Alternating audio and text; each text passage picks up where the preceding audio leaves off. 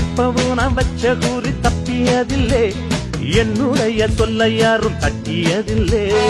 இன்னொருவன் என்ன வந்து தொட்டதும் இல்ல, தொட்டவன தப்பிக்கான விட்டதும் இல்லை. மீசையிலே மண்ணு வெட்டுனதே எண்ணு, ஆயும் புலி நான் தான், பார்க்க போற நீதான். சும்மா புந்தாம் பூச்சாண்டி காட்டாதே, நம்ம கிட்ட போடுறிய தப்பு தாளம் தான். என்னம்மா கண்ணு சொல்லம்மா கண்ணு,